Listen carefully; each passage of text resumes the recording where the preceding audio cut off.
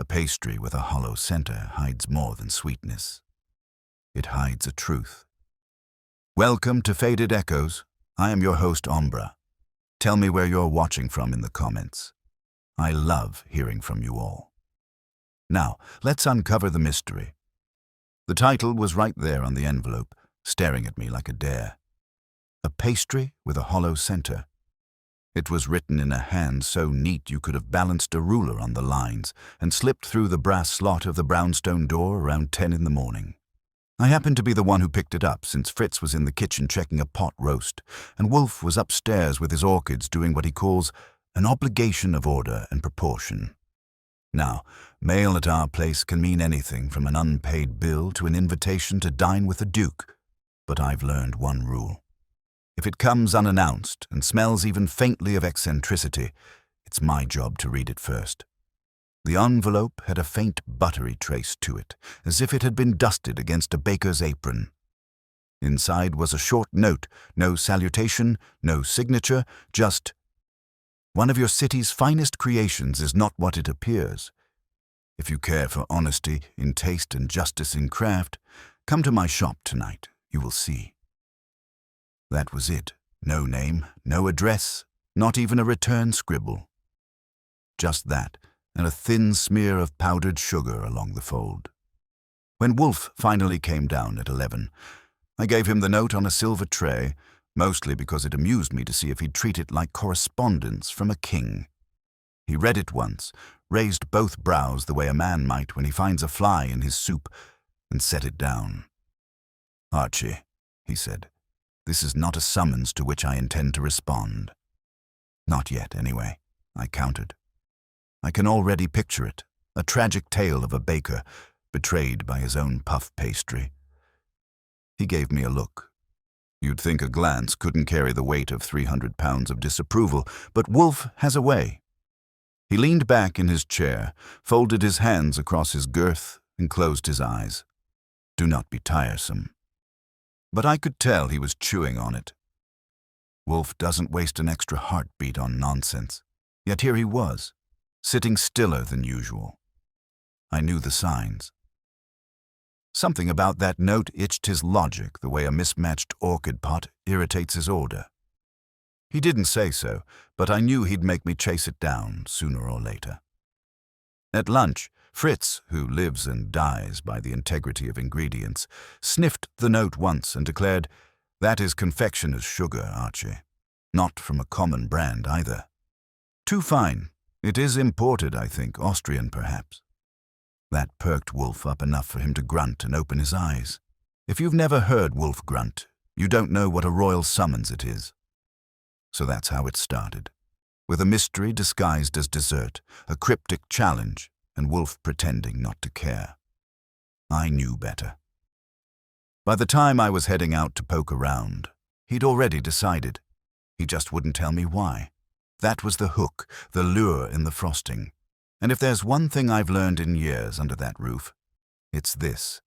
When a disruption lands in the brownstone, even one dusted with sugar, Wolfe will eventually bite.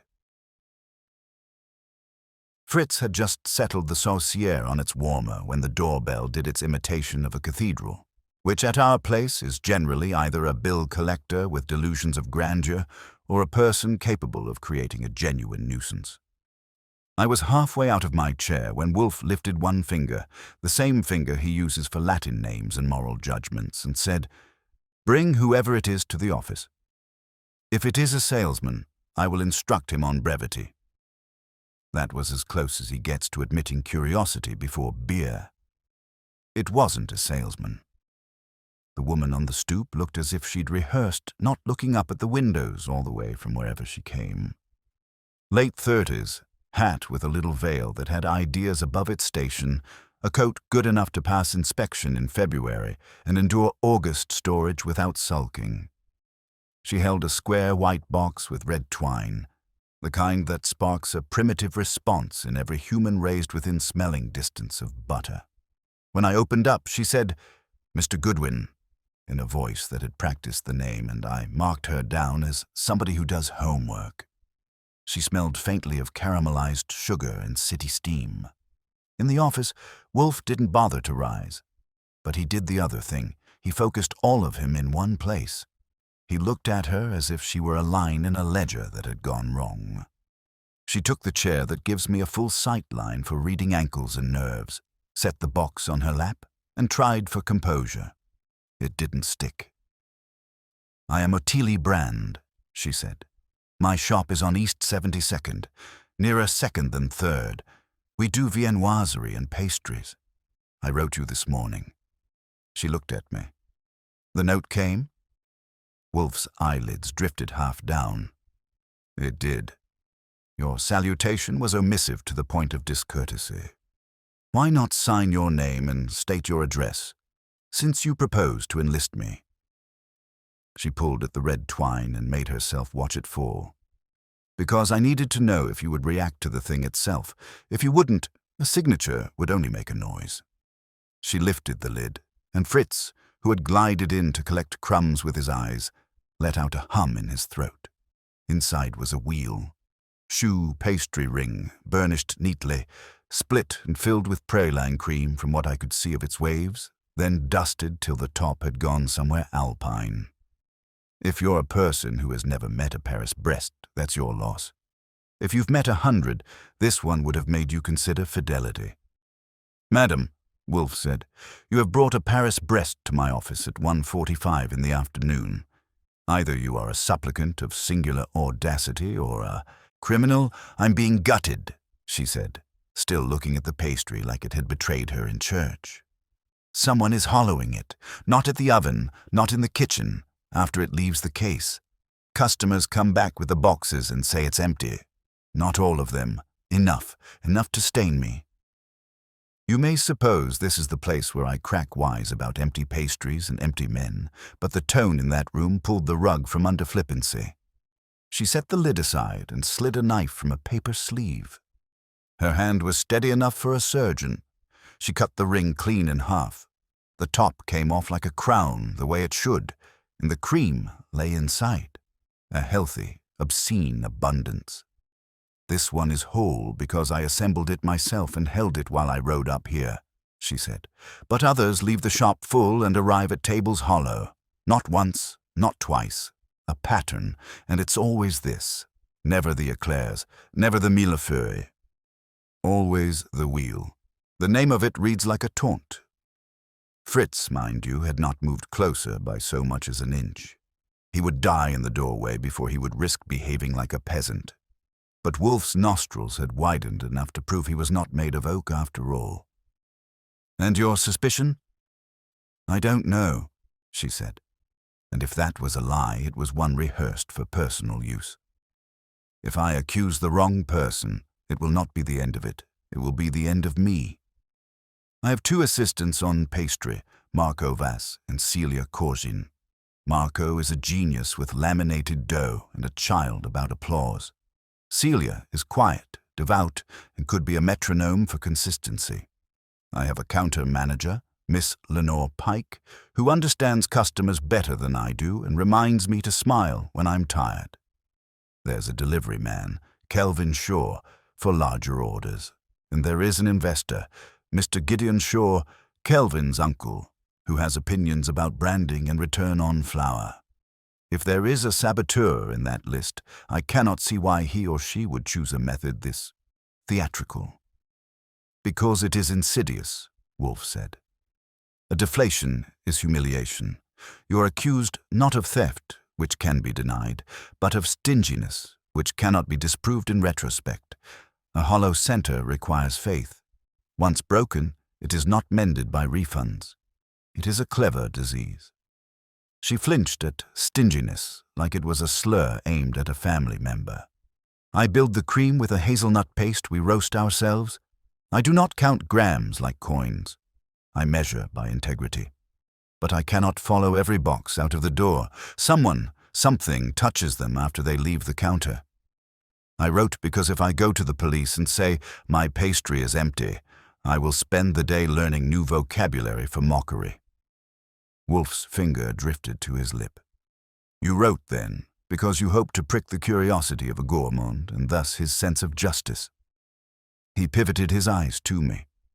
Fritz's remark at luncheon about the confectioner's sugar is verified. Imported. She nodded. We use a sugar from a small Austrian supplier who does unusual fineness. It clings differently. It is part of our finish. I didn't expect Mr. Goodwin's nose or Mr. Brenner's, Fritz's palate to notice. I hoped that was my calculation. I asked, why the wheel? Why not sabotage the eclairs and spread your misfortune around? Variety is the spice of libel. She looked at me and almost smiled. Because the wheel is the thing that brought headlines. We won a piece in a food column last month about our courageous restraint with the Paris breast. We do not drown it. We put enough cream to make you consider sin twice, and stop there.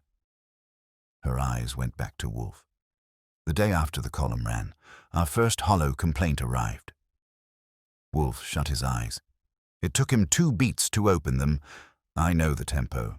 When he opened them again, the lines around his mouth had firmed. Archie, call Saul Panzer. On a pastry case, I said, because someone has to keep the tone conversational. On a human case, he said, and that shut me up. We will need observation this evening. The flow from kitchen to counter to hand to street. I will not go to the shop. My presence would be an encumbrance. You will go. You will take Mr. Panzer's eyes, and you will acquire a sample at the counter in the ordinary way. You will not identify yourself. You will, however, contrive to be in proximity to any transaction that seems likely to be interfered with. Ottilie was watching him like a drowning woman watches the edge of a boat. You believe me, she said. I believe you are not stupid, he said. If you were an impostor seeking notoriety, you would have signed your name. If you were the saboteur, you would have made the claim anonymous and spectacular. Instead, you have made a discreet but verifiable complaint. That is either truth or a very useful performance of it. I proceed on the first hypothesis until dislodged.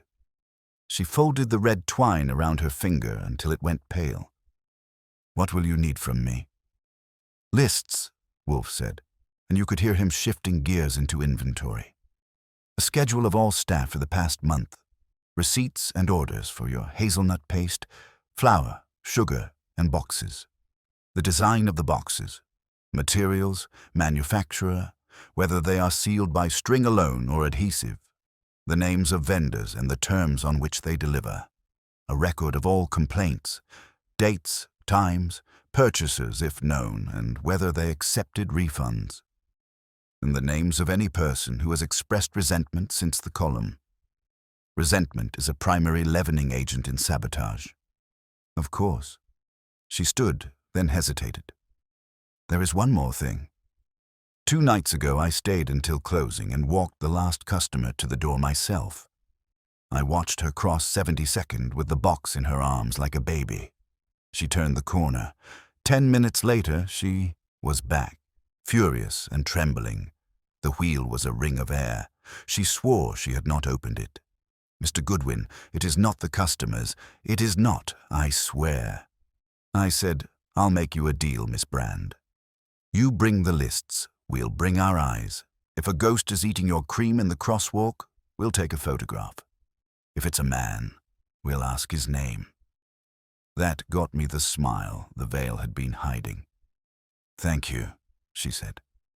I walked her to the front hall. On the way, she said, I know this seems small compared to what you usually do.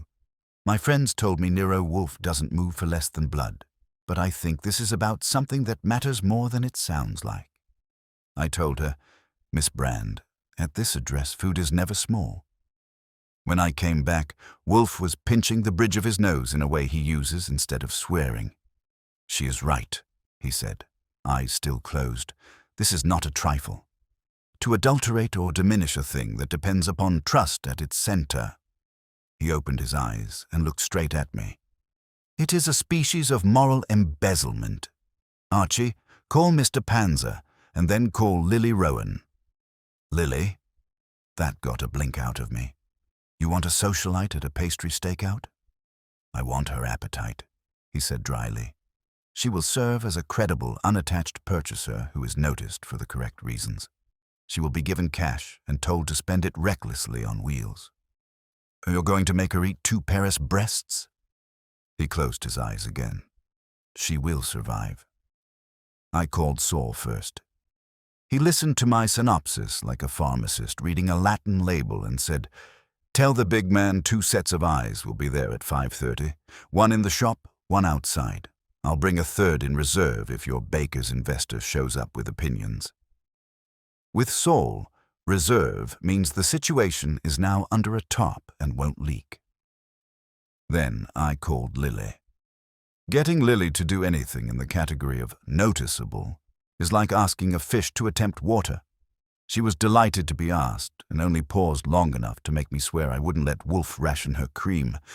I gave her the address, told her to use a different name every time, and promised I would repay her later with something fattening that doesn't show on a man.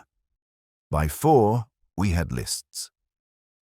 Ottilie returned with folders that would have cheered a revenue agent, plus a sheaf of white boxes flattened for inspection. Fritz joined us for 10 minutes to examine the boxes the way a detective examines a revolver. He noted that the lid fit snug but not airtight. The twine was thick enough for modest strain, and the manufacturer stamped the inner flap with a tiny crown. He also noted, in a tone that would have chilled champagne, that the hazelnut paste receipts showed a recent switch.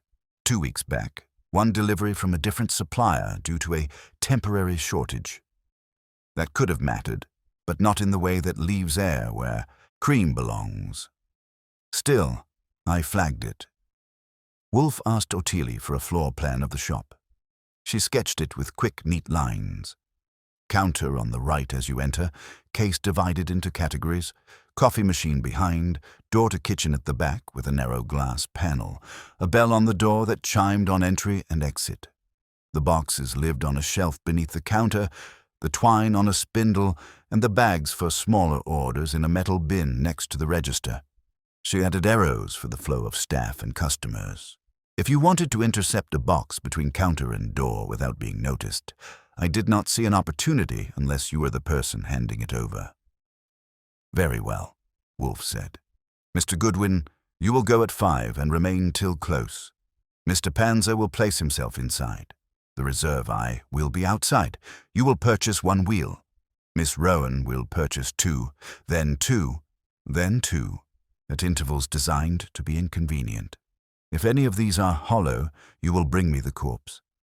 If none are hollow, we will conclude that our saboteur is offended by audiences and prefers the private ruin, in which case we will arrange privacy." He rang for beer. When the bottles came, he looked at the pastry on the table as if it were a suspect and said, "Fritz, if you would, a modest slice for Mr. Goodwin, a smaller one for me."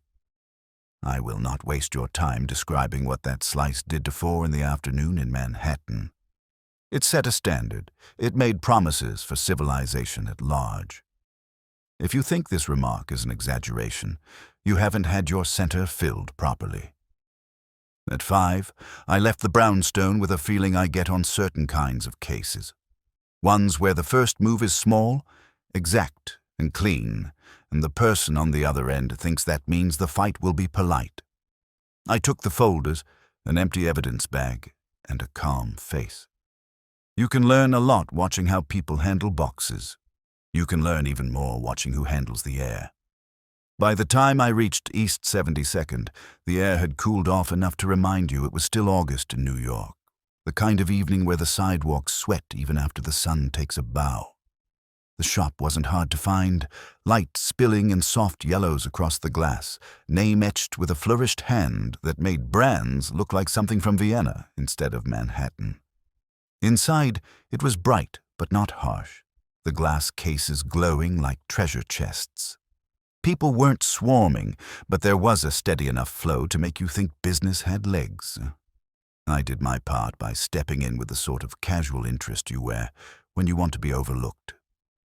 Saul was already in place, wearing his anonymous man look, which means he could have been an accountant, a postman, or your wife's cousin. He was standing near the corner of the case, admiring the arrangement of pastries with the serene concentration of a man choosing cufflinks. He caught my eye for exactly 1/10 of a second. Confirmation enough. And then went back to being wallpaper.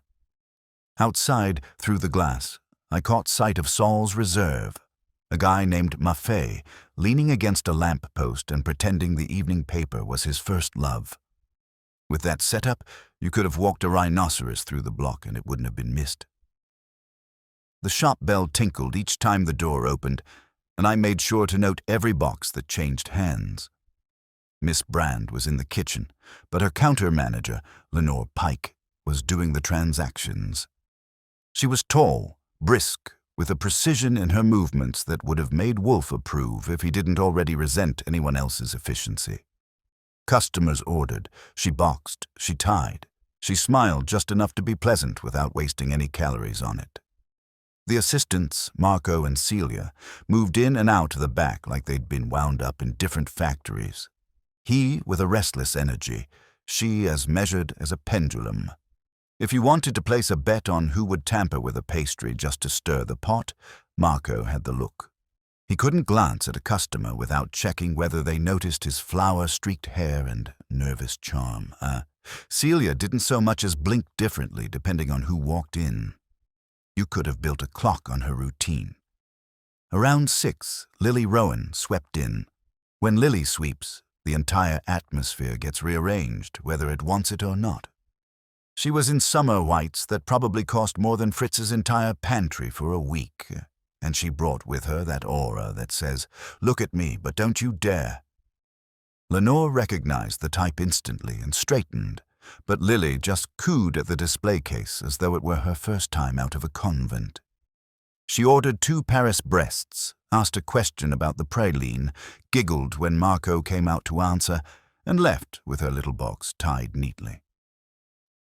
The moment she stepped outside, I saw Maffei lift his chin just slightly, acknowledgement that the merchandise had made it to the street intact. 10 minutes later, she was back, ordering 2 more, this time complimenting Celia on the evenness of her cream piping. Same routine, same neat box. If there was sabotage happening, it had more restraint than the Vatican. Meanwhile, I bought 1 wheel myself. Lenore tied it, handed it over with a smile that didn't cost her a dime, and I carried it out as though it were glass. I didn't open it. Instead, I walked a few doors down, leaned against a storefront, and waited. Nothing changed. No invisible hand crept into the box to hollow it out. When I cracked it later, in front of Saul and Maffei, the cream was exactly where it belonged. Thick, rich, smugly perfect. Whatever ghost had been at work wasn't performing for us tonight. By 7, the flow of customers thinned. Ottilie emerged from the kitchen to check the register and glanced my way, but didn't betray recognition. She was pale under her veil, the kind of pale that comes from worrying about things you can't name aloud. Saul edged closer to me, speaking in the low tone he reserves for details. So far, nothing. I watched 3 wheels go out. 1 to a middle-aged couple, 1 to a pair of students, 1 to a man in a grey suit with a folder. All normal, all intact when they walked out. No interference. Outside, I asked. Maffei shadowed each for at least a block. Nothing. They ate their dessert or carried it home, untouched. It was as neat as a stage play, which made me uneasy. Saboteurs don't generally go on holiday just because strangers are looking, unless they know the strangers are looking. And if they knew that, it meant one of the suspects had eyes sharper than we gave them credit for. I lingered, making sure to take in the details Wolfe would ask for. Marco's restlessness wasn't for show. He snapped at Celia once for leaving a tray unbalanced, then immediately grinned at a customer as though he'd invented politeness. Celia never looked up. Lenore handled money with fingers like steel. Kelvin, the delivery man, came in near closing to haul a stack of boxes onto a dolly, whistling as if he didn't have a care in the world. He was a lean fellow with a crooked grin and a way of moving that suggested he thought sidewalks were designed for his benefit. I didn't miss the fact that he tied his own stack of boxes with a flourish, as if making a point about how easy it came to him. At 9, they closed up. No hollow wheels had been discovered on our watch. Lily left with her second set intact and texted me later that the cream was so good she might forgive Wolfe his stinginess with compliments. Saul packed up, nodding that he'd write a report with timings and observations. Maffei disappeared without a word, which is how you know the man is worth his fee. I carried my intact wheel back to the brownstone and placed it on Wolfe's desk. He glanced at it as though it were evidence in a murder trial. "Sound?" he asked. "Cream secure, sugar undisturbed, center fat and happy," I reported. "No sabotage while we were there. Either your saboteurs shy or they took the night off." Wolfe grunted, reached for his beer, and drank half the glass before setting it down with a sigh. "The act is deliberate," he said. "Not every night, not every box. Sporadic enough to avoid pattern detection. But the choice of victim is significant. The incident she described with the woman who returned in 10 minutes. That suggests precision, not chance." I leaned back in my chair. "Which means what? Somebody tampered with her box in the time it took her to cross a street. Or convinced her she carried home a hollow pastry," he said. "Do not underestimate the human faculty for illusion." "But no, I think not. More likely there is an agent, unseen, who can alter the box between counter and consumption. That would suggest—" At that moment, the phone rang. Fritz answered, then passed it to me with a look like he'd sniffed bad fish. It was Miss Brand, her voice tight and quick. "Mr. Goodwin, another complaint. Just now. A gentleman came back furious. He bought one at 8:30. By the time he reached his apartment, he claims it was air. He is shouting, 'I please.' What should I do?" I covered the receiver and looked at Wolfe. His eyes narrowed to slits. "Tell her to pacify him with refund and apology. Nothing more. We cannot expose our hand. We must instead expose his." He gestured, impatient, and I relayed the words. Miss Brand said she would comply, though her voice trembled like spun sugar. When I hung up, Wolfe was silent for a long moment, fingers steepled, eyes half closed. "Archie," he said finally, "tomorrow you will return. You will not observe from afar. You will take your place behind the counter." That got me sitting upright. "Behind the counter? You mean as a clerk?" "I mean as a sentinel," he corrected. "Miss Pike will be told you are assisting with inventory for an article. You will watch the boxes from hand to hand. If the pastry is hollowed after it leaves the counter, you will see how. If it is hollowed before, you will see who. And if it's not hollowed at all," he grunted, "then someone has already seen us watching, and we have a new circle of suspects. Either way, the cream will rise." I didn't argue. You don't, once Wolfe has settled into his favorite chair and set his mind. But as I looked at the untouched wheel on his desk, I couldn't shake the feeling that something deeper than sugar and cream was at stake. It wasn't just pastry. It was a message, and someone out there was making sure we read it. I reported at 9:45 with my sleeves rolled and my face arranged to look like a harmless man who could count. Miss Pike gave me a glance that came pre-sharpened and asked for ID for the second time, which I produced with the part where Goodwin sits in type you could read from Queen's, conveniently smudged. We stuck to the story Wolfe had issued. I was assisting with an inventory and flow piece for a food column, how shops moved boxes and kept quality steady when demand spiked. It flattered operations, which made Lenore soften by a half-degree, and Ottilie agreed to let me behind the counter. If you've never spent a morning inside a pastry shop, you have missed one of the few indoor sports that makes hope feel like a smell. The back panel of glass got wiped till you could use it for shaving. Celia piped cream with the pace of a prayer. Marco treated laminated dough like a suitor who had to be convinced, and Lenore, at the register, made coins, words, and smiles line up in perfect rows.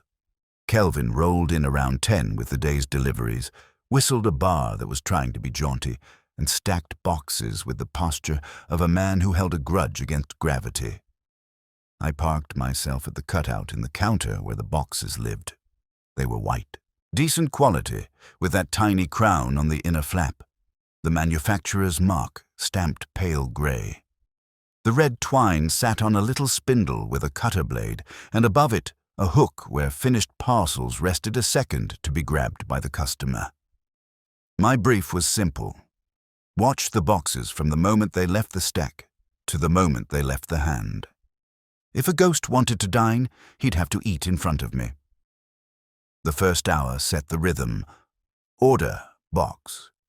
Slice of parchment beneath the ring. Lid on.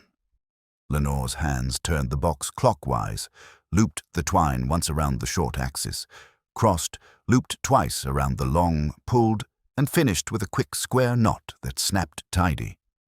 I could have timed a metronome by it. On her left, a small metal bin held paper bags. On her right, the twine spindle gleamed with the tidy pride of a tool used often and cared for. 10 customers in, I noticed a variance. On the 11th, an older gentleman with hands that shook. Lenore didn't do her tidy square. She did a variant that slid in like a grace note. A butcher's knot, the kind that looks like a square to the eye, but, if you know how to tease, will loosen with one finger. It's useful when you expect to add one more loop or cinch a roast tighter, but unnecessary on a pastry box. She worked it fast. If I hadn't spent enough time watching Fritz haul roasts, I might not have caught it. The gentleman thanked her, tucked his treasure under his arm, and left. The bell chimed. I watched his back through the glass until he disappeared behind a bus. I watched Lenore's hands as if they were telling jokes behind a fan. On the next order, she returned to the square knot. Click, snap, clean. I logged it in my head. Wolfe likes his data served dry and numbered. At 11:15, Lily phoned from a corner to inform me that if she bought another wheel before noon, she'd need a confessor. I told her to hold. Today I wanted ordinary customers to write our minutes. Marco came out twice to answer questions that didn't require an artist, and each time he smoothed his hair with the back of his wrist and used the word lamination as if it could make women weep. He was a born showman with a grievance against invisibility. Celia moved one tray forward, one tray back, wiped a spot on the glass, and made the world look as if it belonged in straight lines. When Ottilie drifted out to adjust the angle of a croquant bouche, both assistants watched her hands as if their mortgages depended on it. Lenore didn't watch anything but totals. At 11:30, the investor came in. You could tell Gideon Shaw without a name tag. He had the benign bulk of a man who trusts planes to wait for him and a tie that had designs on the room. He kissed his niece on the cheek at a respectful angle and said, "We need to get ahead of this," as if he were announcing a dividend. His eyes skimmed the case, landed on me, and decided I was part of the furniture. I decided he was the kind of man who said brand promise without irony. He shook hands with Lenore with the confidence of a person who has shaken many hands, hard enough to make them remember. Kelvin ghosted in behind him carrying a box of cups and pretended he wasn't listening. "We'll do flyers," Shaw said. A statement. "We're aware of rumors. We stand by our product. We invite you to watch us assemble." Something like that, and we'll get the sugar vendor to say they certify our fineness. "Ottilie, my dear, control the narrative." Ottilie's mouth set. "I will not declare the pastry honest like a politician. We will fix what is wrong, and then we will not speak nonsense." He smiled in the manner of men who have smiled past resistance. "Of course, but meanwhile, this is New York. Perception is product." Lenore handed him a coffee and made eye contact for exactly the length required to indicate respect without warmth. He went to a corner table and called someone who owed him answers. Marco managed to trade places with Celia without actually bumping her and still conveyed that he wished people would notice he had wrists. Noon came with the kind of surge that makes a counter feel like a ship. A woman in navy ordered a wheel. Lenore boxed, tied a perfect square. A man with a stroller bought 2. Butcher's knot. A delivery was rung up for pickup by a courier. Square knot plus a second loop, correct. I made a point of standing where the twine's cutter blade reflected light. On a hunch, I wanted to see whether the angle of cut varied with the knot. It did. On the slips, the twine end had a flatter profile, as if Lenore drawn the last pass light to give it play. On the squares, the final clip left a clean bevel. Lenore's hands were speaking a language. I needed a translation.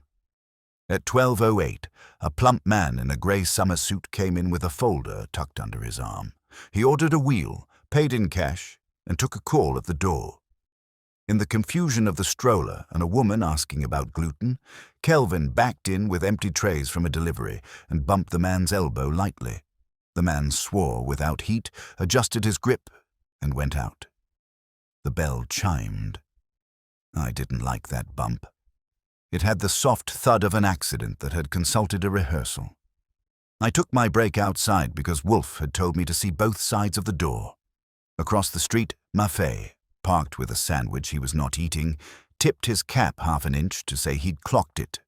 The grey suit man turned the corner. Maffei followed, not too close.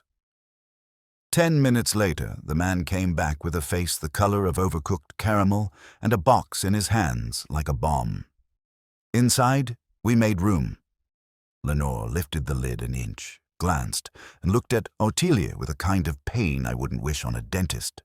The center was air, not a smear of cream. Just the dark interior of an accusation. I did not open it, the man said, because of course he did. I took it around the block and I did not open it, and I came home and... this. Ottilia apologized in a tone that sounded like swallowing. She reached for a refund. I said, "Sir, may I?" and took the box gently. I didn't look at the hollow first. I looked at the twine. Butcher's knot. The final tail lay tucked under with just enough give that a firm finger could coax it loose without marring the twine. The lid had the crown stamp inverted relative to the front flap. Something I only knew because I had been lining those crowns up for an hour to soothe my inner bookkeeper. And there on the underside of the lid's front lip, so small you could miss it twice, was a crescent of scraped card, as if a fingernail had been slid under and leveraged. I kept my voice conversational.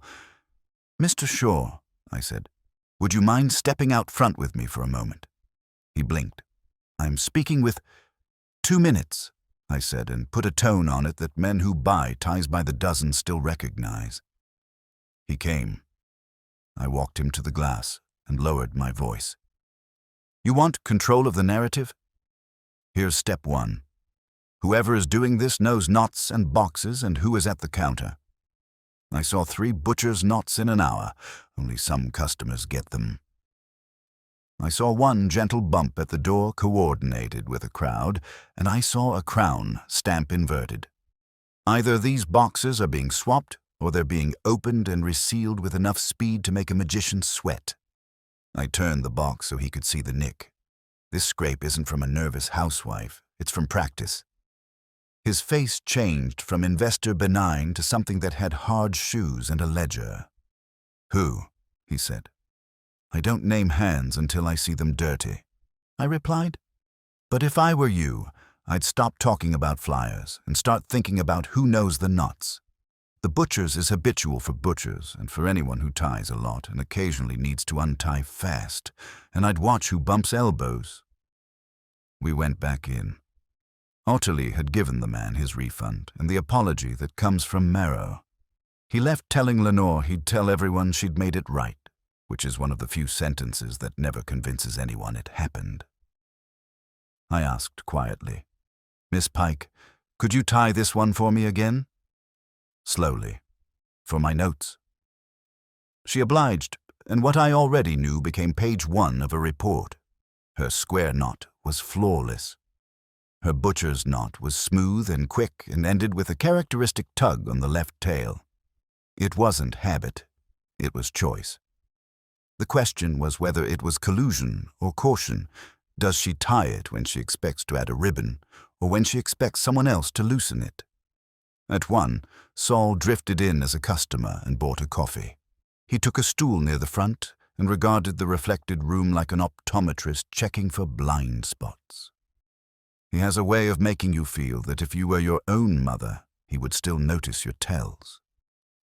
On his second sip, he put the cup down and addressed no one. If you were going to open a box without leaving a mark, you wouldn't fight the knot. You'd lift the lid by the front lip and put it back. You'd need flex.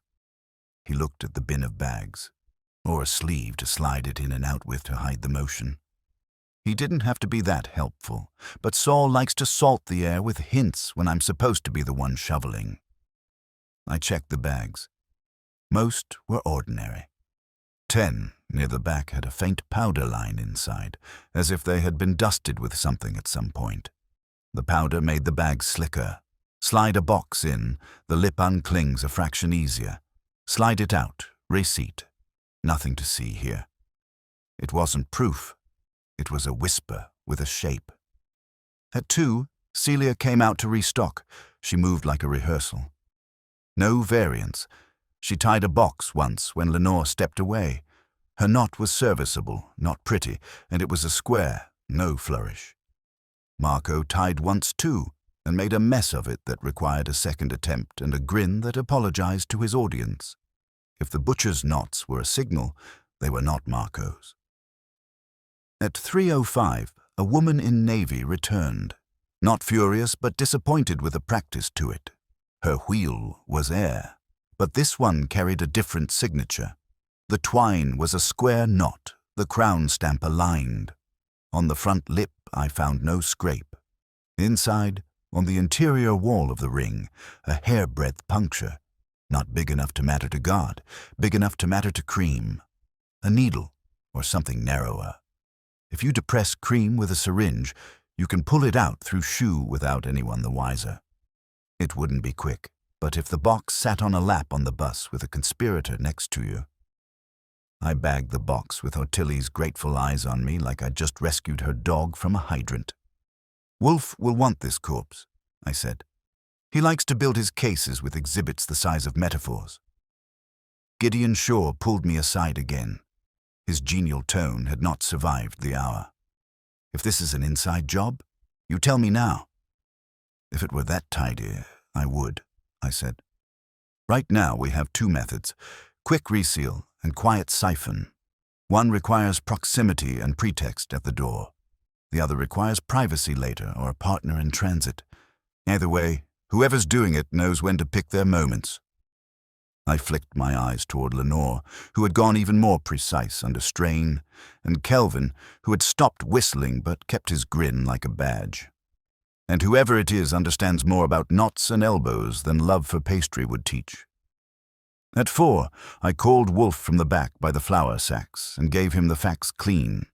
The butcher's knots when, the grey suit bump, the nick at the lip, the powder-lined bags, the second case with a probable needle puncture, the investor's change of weather. He listened without interruption and then said, "Excellent. Bring me the boxes at once." And Archie, "On your way, have Miss Rowan purchase one more. Instruct her to exit with it and then stand at the first corner for 5 minutes as if she were waiting for a cab. We will see whether mischief prefers loiterers," I relayed. Lily, God bless her appetite, returned gamely and did as told. I watched from inside as she stood at the corner with her box balanced on palm, looking like a woman thinking about opera. A teenager brushed past, a courier cut close. Kelvin, coming back from a delivery, tipped his cap at her with a flourish that could have been a rehearsal, and a man in a cap you wouldn't remember paused to light a cigarette. 5 minutes. She came back in with the box. I cracked it behind the counter, and the cream smiled up at me unmolested. So, 2 corpses, 1 failed attempt, and a shop full of nerves that hummed like a knife. I took the evidence and headed north, with the feeling that the center of this case, whatever it was, wasn't just cream.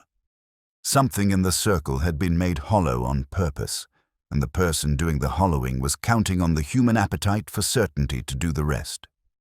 Wolfe would call it embezzlement of trust. I was starting to think it was also theater. And if it was theater, someone was keeping time on the bell over that door. By the time I got back to the brownstone with my parcels of hollow evidence, Wolfe had abandoned his chair for the globe stand, which only happens when his brain wants distance from his body.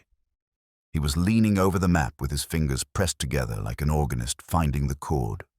When I laid the boxes on his desk, he turned, eyed them as if they might breathe, and gestured for me to sit.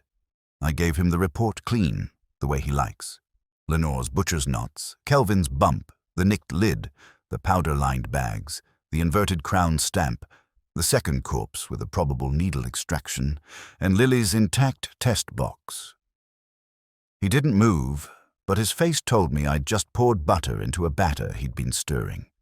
He opened the first hollow box and tilted the lid toward the light. The scrape at the lip confirms interference. The twine, tied to loosen, corroborates. This is orchestration, not accident. The second. He turned to the punctured one, lifted it by its flaps, and bent low enough that his bulk seemed to fold in on itself. Ah, yes, a hypodermic or narrow pipe, to extract filling and leave shell. Ingenious in technique, but clumsy in purpose. One method suggests access at point of sale. The other suggests interception afterward. They conflict.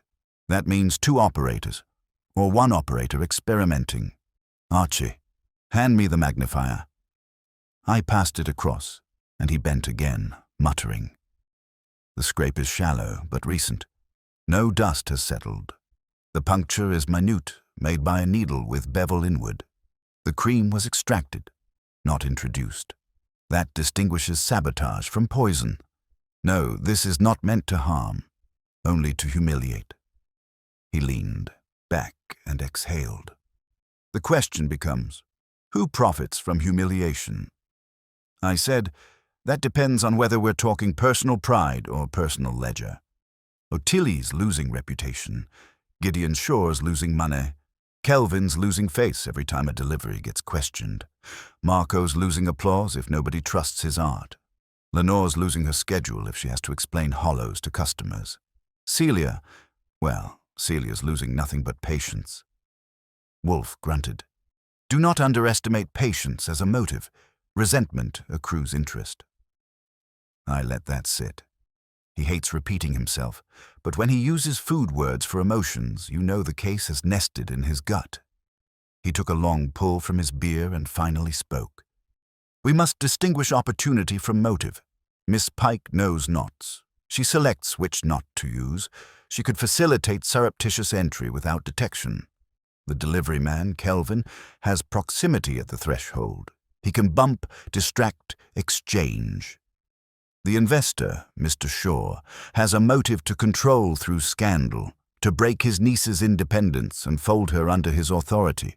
The assistant Marco is vain enough to orchestrate drama for attention, and the girl Celia is quiet enough to conceal an obsession.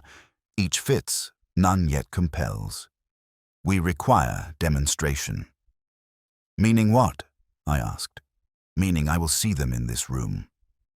He jabbed a finger at the hollow pastries as if they were subpoenas. Archie, arrange it. Tell Miss Brand to summon them under pretext of consultation. I will not permit this trifling to continue outside my sight. The next evidence will be on my terms. That was as close as he gets to an order shouted. So I picked up the phone. Ottilie's voice on the other end was tight, but she agreed. She said she could bring them the following evening. She'd tell them Wolfe was considering legal remedies and required statements. She sounded half relieved, half terrified, which in her shoes made sense. When I hung up, Wolfe closed his eyes and murmured, Excellent. The brownstone will be disturbed, and I shall observe. That's how you know he's content, when he makes intrusion sound like an orchestration. The next day crawled until evening. Fritz, aware of the coming crowd, prepared trout with almonds, refusing to consider that suspects might not deserve almonds. At 7 sharp, the bell rang, and I started ushering them into the office. First was Ottilie, veil lighter today, but face still pale. Behind her came Lenore, carrying herself like a ledger balanced on 2 legs. Marco trailed in, smoothing his jacket with an air of expectation, while Celia moved quietly enough you could have sworn she hadn't entered until she sat. Kelvin arrived next, whistling faintly until the weight of the room pressed it out of him. And finally Gideon Shaw filled the doorway with his practiced smile, nodding at Wolfe as if the brownstone were an annex of his office. Wolfe sat, immovable, chin slightly lowered, hands folded across his middle. The sight of him silenced them faster than any gavel. "You are here," he began, "because your shop is tainted. The pastry you make or sell arrives in hands hollow, its trust violated. You are here because Miss Brand wishes to save her livelihood. I am here because such a crime, though trifling in the eyes of law, is intolerable to me. Each of you had opportunity. Each of you had motive. I intend to uncover which of you also had audacity." It was a speech stripped clean, without ornament. He let the silence after it stretch until Marco shifted. Celia looked at her shoes, and Gideon cleared his throat. I laid the 2 hollow boxes on the desk like exhibits at trial. Wolfe gestured, and I opened the first, displaying the scraped lip, then the second, with the puncture. "2 methods," Wolfe said, "used within 2 days, either 2 saboteurs or 1 improviser. Which is it? That depends on which of you will betray the other by silence." Kelvin started to grin, then thought better of it. Marco's eyes widened, hungry for drama. Lenore's jaw tightened a fraction, and Celia sat still enough to make stillness look guilty. Gideon folded his hands, as if waiting for his turn to be called in court. Wolfe closed his eyes, letting the tension rise like yeast. When he opened them again, his gaze landed on Lenore. "Miss Pike, you vary your knots. Sometimes a square, sometimes a butcher's. Why?" She blinked once, slowly. "Habit," she said. "No," Wolfe said. "A habit is consistent. You select. You tied 3 butcher's knots the day Mr. Goodwin observed. They allow swift release. Why would you grant swift release unless you knew someone might need it?" Her lips pressed thin. "It makes no difference to the customer." "It makes all the difference," Wolfe said, and let the silence hammer. She looked away first. Marco pounced. "She's the one who ties." "Not me. I just bake." "You also grin at customers as if their regard were oxygen," Wolfe murmured. "Attention is its own motive. A scandal ensures eyes, even if not admiration." Gideon broke in smoothly. "Gentlemen and lady, this is absurd. You're reading tea leaves in twine. What matters is how to reassure our customers. We need flyers, as I said." Wolfe's head tilted, slow as a pendulum. "Your eagerness to speak of narratives suggests you care less for the crime than the perception. Did you think to use this scandal to wrest control of the shop from your niece?" That hit. His jaw stiffened, though he kept the smile. "That's insulting, Mr. Wolfe. I've invested heavily." "Yes," Wolfe cut in. "And the surest way to dominate a venture is to make it dependent on your rescue. If her reputation collapses, she must cling to you. That is leverage, but to risk it, you require confidence the scandal could be contained. Sabotage in small doses, never enough to kill entirely. Does that appeal? Resemble your calculation?" The silence was enough to make even Marco stop breathing. Ottilie whispered, "Uncle Gideon," but Wolfe wasn't finished. He pivoted to Kelvin. "You bump arms at the door. You deliver boxes alone. You have every chance to exchange or tamper. The scrape at the lid could be yours. The grin you wear suggests you think yourself invisible. But you are not. You are watched." Kelvin's grin faltered, but he lifted his chin. "I carry what I'm given. That's all." "Indeed," Wolfe said. "And perhaps that is all. But the powder-lined bags suggest collusion. A box can be slipped in, out, replaced. Who prepares those bags?" All eyes went to Lenore. She flushed. I stood by, taking it in. feeling the air tighten like wire. Wolfe was pushing, not to conclude, but to strain them. One of them would break. I could see the cracks forming. "Tomorrow," Wolfe said finally, "you will all return. Tonight I am content to leave you with your own silence. It is a potent interrogator." He waved a hand, dismissal as final as a verdict. I ushered them out one by one. Gideon bristled but played the gentleman. Marco muttered under his breath. Celia kept her gaze down. Kelvin tried to grin again, but it broke halfway. Lenore left last, her eyes fixed forward, jaw set like stone. When the door closed, Wolfe leaned back, shut his eyes, and murmured, "One more turn, Archie. One more. Tomorrow they will sweat, and then the hollow center will show itself."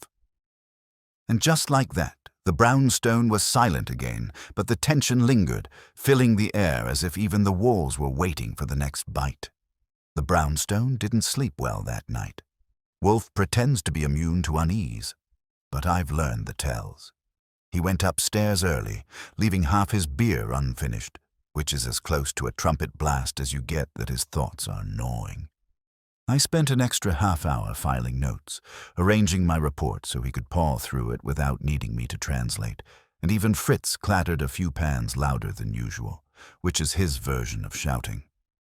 The silence in that house sometimes presses harder than sound. Next morning, the routine was back in place on the surface. Orchids upstairs, breakfast precise, but the air still carried that taut expectancy. Wolfe said nothing until after lunch, when he settled into his chair with the weight of a monarch retaking the throne. "Archie," he said, "they will return this evening. You will prepare the room, and you will prepare Saul." "Saul's already prepared," I said. "He was watching those bags like they were counterfeit bills." "Not enough," Wolfe replied. "He will attend tonight unseen. When our guests are here, I want a hand in reserve should one attempt an escape, and I want you prepared to press them. Your voice can prod where mine is immovable."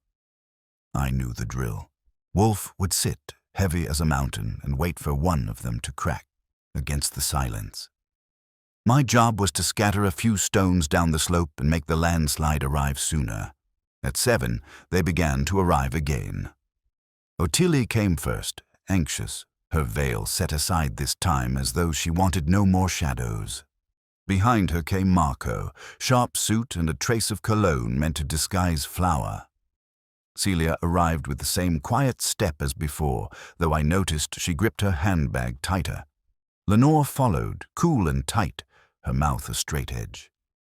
Kelvin showed up whistling again, but the tune was jagged, and it broke off halfway when he caught Wolfe's stare. Gideon Shore arrived last, immaculate, with a faintly amused expression like a man indulging a parlor trick. They took their places, unease painting the air thick. Wolfe sat motionless, his eyes half-lidded, his lips pressed tight. He let the room hang until they shifted, glanced, looked down. Then he spoke. "You returned," he said. "And you did so knowing that one of you has betrayed not only Miss Brand, but the essence of her craft. The hollow pastry is an emblem, an appearance of substance concealing emptiness. That symbol applies equally well to people. Tonight we will determine which." His words dropped like stones in water. I leaned forward, fixing them one by one with the kind of look that makes even innocent people remember unpaid parking tickets. I started with Kelvin. "You like bumps," I said. "Doorways, elbows, a little jostle here and there. Maybe it's habit, or maybe it's cover. Funny thing about that gray suit customer the other day, he leaves with a box and 10 minutes later it's empty. Convenient, considering you brushed him just before he stepped out." Kelvin tried a grin, but it wavered. "Crowded shop, Mr. Goodwin. People bump. I carry trays. That's all." "Sure," I said, keeping my voice casual. "But it's always when the knot's a little looser. That's not crowding, that's choreography." His grin faltered for good, and he muttered something under his breath that didn't make friends. I shifted my aim to Lenore. "And you, 3 butcher's knots in 1 hour. I watched your hands. They weren't slips. They were choices. Those knots come apart quick if you know how. Did you loosen them for someone else, or just enjoy the variety? She stiffened, jaw tightening. I tie knots all day, sometimes one, sometimes another. It doesn't matter. A knot is a knot. No, I said. A knot's a signal if it's only used for certain customers. You are deciding who got easy access. That makes you more than cashier. It makes you gatekeeper. Her eyes flicked just for a second toward Kelvin. It was fast, but Wolfe's lids opened half an inch, and I knew he'd seen it too. Marco shifted in his chair, restless. You're all looking at knots and bumps. It's ridiculous. If someone wanted to ruin us, there are simpler ways. Bad flour, sour cream, too much sugar. Anyone could slip that in. Why focus on the wheel? Because the wheel matters, I said. It's your masterpiece, the thing that got you in the papers. If somebody hollows it, it hollows your reputation. Isn't that why you sulked when Otili got the credit in print instead of your name? His face reddened. I worked for that. I shaped it, but I wouldn't ruin it. You might if you wanted everyone to notice you, I countered. Nothing gets attention like scandal. Celia finally spoke, her voice quiet but steady. You're wrong. He complains, but he would never do that. None of us would. It must be someone outside. That was the first time she'd defended anyone. Wolfe leaned a fraction forward. Miss Corzin, he said softly, your silence before was eloquent. Why now do you speak? She hesitated. Because I saw something. I didn't say yesterday because I wasn't sure it mattered. Her hands twisted on her lap. One evening last week, just after closing, I stayed to clean the counters. I saw Miss Pike retire box. She thought I wasn't watching. It was already knotted, but she undid it, checked inside, then tied it again. Quickly. The room snapped taut. Lenore's head whipped toward her, eyes blazing. That is a lie. Celia's voice stayed calm. It happened. I pounced. And did you see what was inside, Celia? She shook her head. Number, but she looked satisfied. Like something was as it should be. Lenore rose halfway out of her chair. This is absurd. I've managed that counter with precision for years. I tie, I untie, I check. That's my job. Wolfe raised one hand. The weight of it pressed her back into her chair. Miss Pike, anger does not serve you. You have been observed varying your knots. You have been seen retying boxes, and you glance at the delivery man when accused. These are threads of a pattern. Gideon chuckled dryly. Patterns? Threads? Knots? Mr. Wolfe, this is elaborate fantasy. What you're spinning won't hold in court. Wolfe turned to him. On the contrary, it will hold in any mind that values sense. You sought to control this narrative, Mr. Shaw. But now the narrative controls you. His tone was final enough to still Gideon's smile. The man sat back, lips pressed tight. Wolfe let the silence spread again. No one spoke. The air was heavy, each of them staring at the boxes on his desk as though the hollowness might leap out and accuse them. Finally, Wolfe said, Tomorrow evening you will come once more. I will have the conclusion. Tonight I'm satisfied to have stirred the sediment. He closed his eyes, ending the session. I ushered them out again, each leaving with a different shade of strain. Lenore stormed. Marco sulked. Celia slipped away like a shadow. Kelvin kept his grin pasted on, but his eyes darted. Gideon offered a stiff handshake to Ottilie, who ignored it. When the door closed, I turned to Wolfe. You're not calling it yet? No, he said, eyes still shut. Not yet. The truth is in reach, but the hand must not close too soon. Another night, another turn, and then the hollow will collapse. He leaned back, hands folded, and for the first time in 2 days, I saw the glimmer of satisfaction. The trap was closing, and Wolfe knew it. But in that silence after they left, I couldn't shake the sense that someone among them had already decided what to do when the walls closed too far, and that made me wonder whether tomorrow evening would end with words, or with something sharper. The third evening was the one that mattered. You could feel it in the brownstone before they even arrived. Fritz had done up the dining room with roast chicken and new potatoes, but no one touched more than a forkful because the office was waiting. Wolfe spent the afternoon with his orchids, or so he claimed, but when he came down he sat in silence longer than usual, eyes shut, lips set, like a man tuning an instrument no one else could hear. He hadn't asked me for fresh notes because he didn't need them. Everything I'd observed was already indexed in that mental cabinet of his where nothing ever went missing. At 7 sharp, the bell rang. This time they came not in staggered arrivals, but as a cluster, which told me nerves had been rubbing them together since yesterday. Ottilia led them in, chin up but pale, as if the air in her lungs carried sugar dust. Marco followed with his restless swagger dimmed, Celia with her quiet step and downcast gaze. Lenore came in stiff, her mouth locked, eyes scanning the office like it was a trap. Kelvin's whistle didn't even make it to the threshold this time, though his grin was still fixed in place like a painted sign. Gideon Shaw brought up the rear, calm, too calm, the kind of calm a man uses when he thinks control is already in his pocket. They took their seats, and Wolfe didn't speak. He let them settle, shifting, breathing, avoiding one another's eyes. He sat in silence until you could hear the clock tick above the mantel. When he finally spoke, his voice was low but carried, steady as stone. "The circle is tight," he said. "I have listened, I have watched, I have considered. This crime is not about money, it is about authority. To hollow a pastry is to hollow trust. To choose that act is to say, you depend on me, and I can make you full. It is an assertion of control, of leverage, of mastery." His eyes opened, sharp as knives, and he turned them on Gideon Shaw. The investor didn't flinch, but his smile thinned.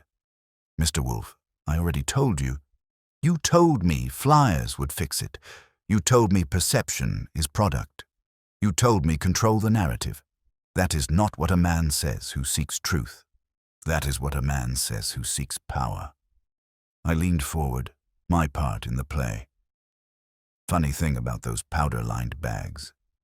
Someone slipped them into the pile. Not Celia. She doesn't handle counter. Stock not Marco. He wouldn't know a butcher's knot from a fisherman's. Kelvin could have, but he spends his time hauling trays. The one who touches every box, every bag, every knot is Lenore. But who benefits from her loosening the knots? All eyes swung to her, and her face went white. She opened her mouth, but Wolfe's hand rose and silenced her. Miss Pike facilitated. She varied her knots. She loosened, she resealed. But she did not conceive. She served. His voice hardened. She served someone else's design. Gideon shifted at that, just a flicker of his shoulders. But Wolfe caught it. His gaze bore down on him. You needed your niece dependent. You feared her success would eclipse your control. A single scandal, subtle, deniable, spread over weeks, would erode her confidence and make her cling to your guidance. So you enlisted her manager. Miss Pike ties knots. You suggested, gently, that sometimes a knot should be easy to undo. You told her it would help check boxes, reduce errors. She obeyed. And then you arranged for your nephew, Kelvin, to be present at the threshold, to bump, to exchange, to reseal. Between the two of them, the wheels lost their centers, and Miss Brand lost her standing. The silence after that was the kind that rearranges a room. Lenore half rose, her lips trembling. I only checked. He said it was precaution. That customers had complained once, and if I retied, if I made sure. Her eyes darted to Gideon, and her voice cracked. You said it was for the shop. Kelvin's grin collapsed entirely. Uncle Gideon told me to keep an eye out. He said if a customer looked suspicious, swap the box, retie it. Said it was about quality control. I didn't know it was sabotage. His words tumbled, desperate. I didn't hollow them. I just switched when he told me. Marco exploded, slamming his hand on the arm of his chair. You ruined us for your games. You used our work, our name to... Quiet, Wolfe said, and the word landed heavier than a shout. He turned his gaze on Gideon, who still sat straight, though the color in his cheeks had shifted. You thought, Wolfe said, to orchestrate a decline. Small enough to manage, sharp enough to weaken. You underestimated the eyes upon you. Sabotage is never invisible. It always leaves a hollow in the saboteur as well. Ottilie's breath caught like a sob, but she kept her head high. Celia sat frozen, her hands clenched in her lap. Lenore's eyes brimmed with something halfway between fury and shame. Kelvin stared at the floor. Marco muttered curses under his breath, but even he seemed too shaken to direct them. Gideon finally spoke, his voice smooth but strained. You have no proof. Words from frightened employees, guesses about knots, speculations about bumps. You cannot make a case with pastry. Wolfe leaned back, folding his hands across his middle, his expression one of supreme disdain. On the contrary, the pastry is the case. The knots, the scrapes, the puncture, the powder-lined bags, they are testimony.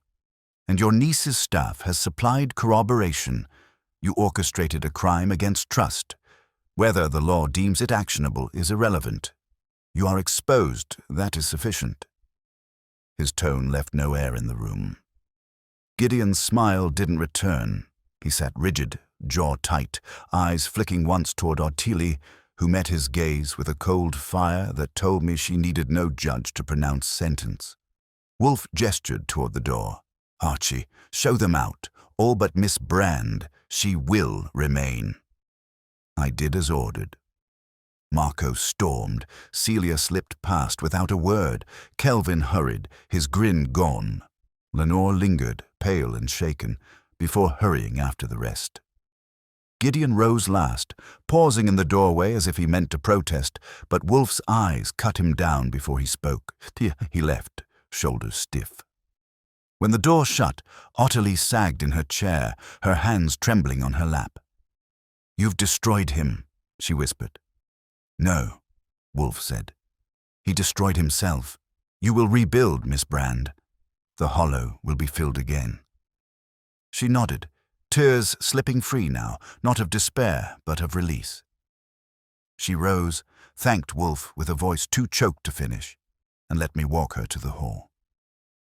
When I returned, Wolfe was already leaning back, eyes closed, the lines of strain easing from his face. He lifted his hand, and Fritz, who had been waiting in the wings, entered with a tray of beer. Wolfe accepted his glass and sipped. Archie, he murmured, a hollow center is not always an accident. Sometimes it is a mirror. Tonight we saw which of them was empty. He drained his glass. Now bring the chicken. I am hungry. And just like that, the brownstone exhaled. The case folded away, and dinner resumed as though the world outside had not tried to hollow itself out. But I could still see the look on Ottilie's face as she walked away, veil in hand, and I knew the wound would take longer to heal than any pastry could promise. The thing about a reveal in Wolfe's office is it feels like the world has snapped into place, until you walk out into New York and remember nothing ever stays snapped. I don't mean Wolfe was wrong. He wasn't. You could feel the center give way in Gideon Shaw when Wolfe laid it bare. But a man who has lived on leverage doesn't fold just because somebody takes the fulcrum out of his hand. He goes looking for a new one. That's why I didn't go to bed early.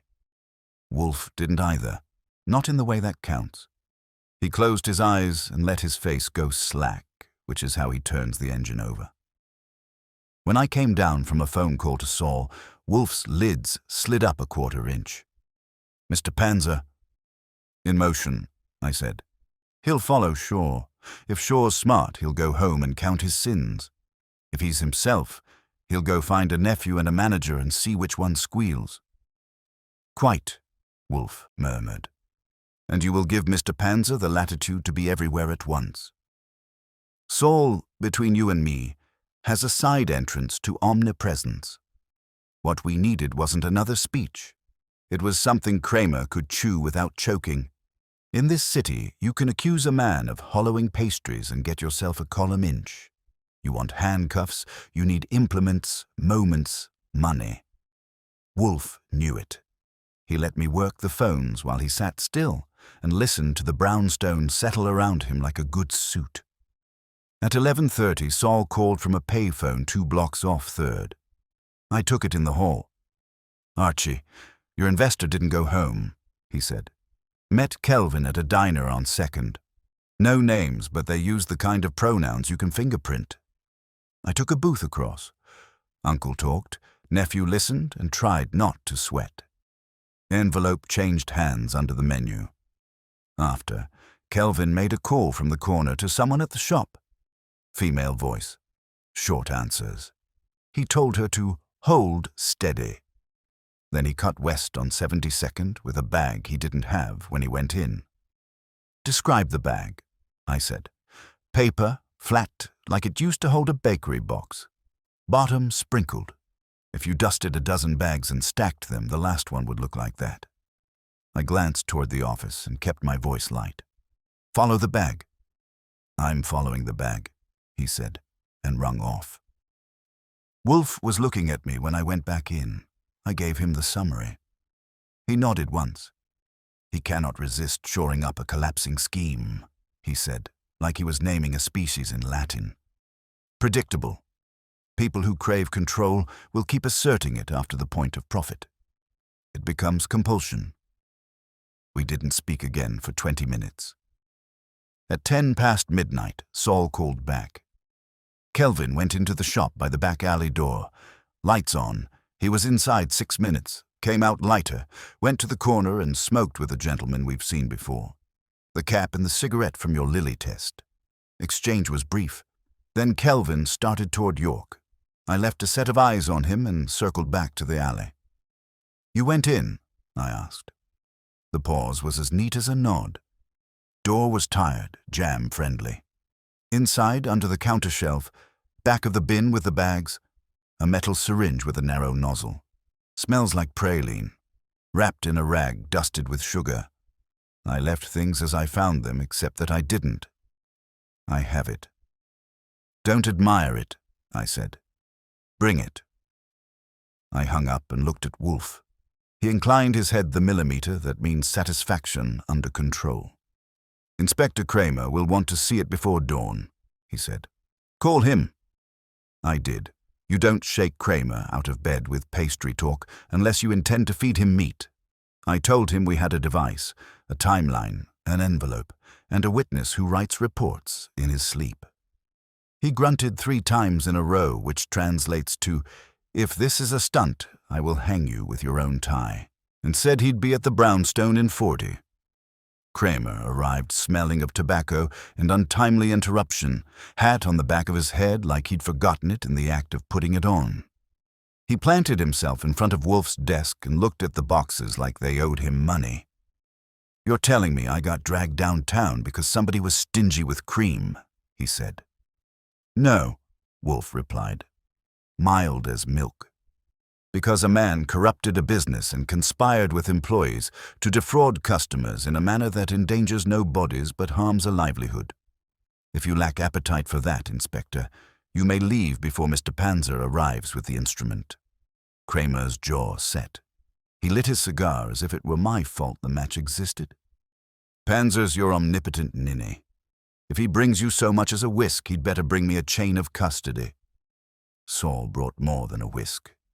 He came in quiet, nodded to Wolfe, and put a small paper-wrapped package on the blotter like an altar offering. I unfolded it with care. The syringe was metal, fine and old-fashioned, with a nozzle long enough to find the heart of a shoe ring and a plunger that remembered pressure. On the rag were faint brownish streaks that might have been coffee if you were a man with no nose. Fritz summoned with a murmur.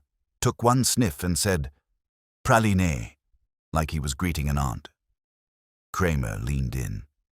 He doesn't like pastry testimony, but he respects Fritz's palate like he respects homicide files. "Where'd this come from?" he asked Saul. Saul gave it to him, clean, alley door, under counter shelf, behind the bag bin. He added the diner meat, the envelope exchange, the corner smoke with our familiar cap and lighter, the call to the female voice. "No recordings," he finished, "ears and eyes. But your man at the diner can confirm 2 customers in booth 3, envelope passed. And the alley door, it'll remember a pry bar you never brought." Kramer grunted again, but softer. He reached in his coat and came out with an evidence bag like a magician producing a dove. "We'll test it," he said. "If it's got hazelnut paste on it and fingerprints that trace to your delivery twerp, I'll see what the DA says about criminal tampering and fraud. If it tracks back to Uncle Money, I'll see what the DA says about conspiracy." "Begin with conspiracy," Wolfe suggested. "Fraud is the instrument. Coercion is the act." Kramer gave him a look that promised no gratitude would be wasted, and nodded to me. "You come with me, you and Panzer. We'll collect the nephew first, then the uncle. I want to see their faces while it's still night." We went. The city at 2 a.m. was in that clearing where it breathes once between taxis. We took a squad car because Kramer believes in ceremony when he expects to be right. Kelvin answered his door with his shirt crooked and his grin nowhere. He denied knowing metal from moonlight until the bag came out and the rag went under his nose. The grin didn't come back. He sagged into a chair and started with excuses and slid into explanations and landed with a name. "Uncle Gideon," he said, as if the syllables might turn to sugar and dissolve. He said it was to control quality. He said if we caught a bad one early, we could— "You caught them by making them," Kramer said, and cuffed him with the kind of gentleness you keep for boys who never learned what their hands were for. Gideon sure was awake when we knocked. Men like him pretend they sleep, but they don't. He was in a robe that cost a month's rent and a temper that could have bought worse. Kramer didn't waste words. He showed the syringe and Kelvin's statement, and then he used the tone that says, "The city has made up its mind."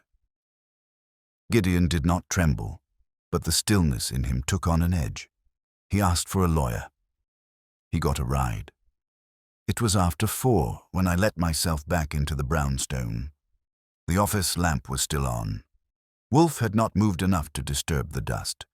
He opened his eyes and took in the look on my face like it was a tray. "Well, your compulsion theory held," I said.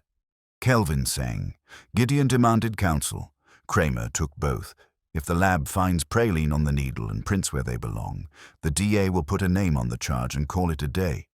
Lenore will have to answer for precautions with knots, but my guess is she'll tell a story that makes a jury think of errands and exploitation. Wolfe closed his eyes again. Satisfied, but not gloating. Miss Pike facilitated. She should suffer consequence proportionate to her agency. But I will not press for blood. Miss Brand requires restoration, not ruin around her. We slept then, what was left of it, and in the late morning I called Ottilie and told her the shape of things. She didn't speak for a long moment. When she did, her voice had steadiness where only air had been. "I will not let the shop be defined by this," she said. "I will send a note to our customers. No flyers, no slogans, just an invitation. Come watch us assemble. Come see the center. And I will replace Miss Pike with someone who ties one knot, always. You might consider promoting the woman who keeps time like a metronome," I said. "Celia," she answered. "Yes." That afternoon, Kramer came by to deliver the kind of thanks he can stand. He didn't say the word. He left it in the angle of his hat when he put it back on. "You picked a curious hill to plant your backside on, Wolfe," he said at the door. "Pastries." Wolfe was unperturbed. "Food is the daily practice of trust, Inspector. Men who will clip a center and call it economy will do worse in dark rooms. I have no patience for either." Kramer snorted like a man dismissing a sermon he suspects is right. "Save the philosophy for your cook." He left. The brownstone reassembled itself. Fritz made veal in a small bowl of praline cream for science, which my science downed with diligence. Lily phoned to announce that her conscience had recovered from our experiment and that she intended to patronize Miss Brand's establishment again as a moral act. I told her morality had never looked better in white linen. Saul sent a report you could have used to tile a bathroom. The world resumed its rhythm, which at our address is defined by heat under a kettle and silence under a brain. After dinner, when the room had the contented feel of a house that knows its inhabitants are fed and safe, Wolfe addressed me without opening his eyes. "Archie," he said, "you are to instruct Miss Brand that she is not to pay me." That got me blinking. "She'll insist. The woman believes in honoring the check as much as the recipe." "She will not pay me," he repeated, and opened his eyes to make sure the words didn't evaporate. "She will send, instead, 2 wheels a month, delivered on the 1st and 15th for 1 year. Properly tied, properly filled. It will be a better certificate than any banknote." I grinned. "I'll draft it like scripture." He closed his eyes again, satisfied. The case had folded into that interior cabinet where he keeps the files that matter more than headlines, the ones that reaffirm his view of how men and meals should be conducted. I sat a while and listened to the house breathe. It would be too neat to say the world was restored by dinner and a promise of cream. Ottilie would have customers to win back and hands to retrain, and there would be days when she'd watch the bell over the door as if it might be a trap. Lenore would have to find a place where her efficiency couldn't be weaponized, or else learn what the word no feels like in her mouth. Kelvin would consider the weight of an envelope before he took it. Gideon Shaw would sit across from counsel and discover that narratives lose their shape under oath. And somewhere, a man with a cap and a lighter would look for a new corner. But at the brownstone, the center held. That's the best you can ask some weeks. Wolfe finished his beer, set it down with that small exactitude that means enough has been said, and let the silence refill the room. "Archie," he said, eyes still closed. "Yes, sir." "Tomorrow at noon, trout with almonds again. Tell Fritz the almonds were exemplary." "I told him," I said, "but I'll tell him again. And," he added, "begin a list." "For what?" "For the next supplicant who brings me a problem and forgets that justice can be sweet." He didn't smile. Wolfe's smiles, like his departures from his chair, are rationed. But in the heavy quiet that came after, I could feel the brownstone absorb satisfaction the way good bread absorbs sauce. Outside, the city checked its pockets and kept walking. Inside, dinner cooled, and the case of the hollow center moved onto the shelf where Wolfe keeps the proofs that a world with appetite still prefers to be honest. The city didn't let us keep our satisfaction long. 2 mornings later, with Fritz in the kitchen working eggs and Wolfe still upstairs in the plant rooms, the phone rang. I caught it on the second ring, figuring it was Kramer looking for another free lecture. Instead it was Ottilie, and her voice was clipped so short you could have used it for kindling. "Mr. Goodwin," she said, "someone broke into the shop last night." That got my eyebrows up. "Broken glass?" "Number nothing stolen, the register untouched, only the cases were opened. 3 wheels left on the tray were tampered with." She swallowed audibly, hollowed as if to mock me. I glanced toward the stairs, where Wolfe was still communing with orchids. "You didn't call the police first?" "I couldn't," she said, and there was a tremor in her voice. "Not after all this. They would say it was hysteria or revenge. I thought, you should know." I told her to sit tight and hung up. Wolfe came down 20 minutes later, his forehead still damp from the orchid's steam, and when I relayed the message, his lips pressed so tight they all but disappeared. He lowered himself into his chair, folded his hands, and said, "We are not finished." I said. We had Gideon and Kelvin wrapped up.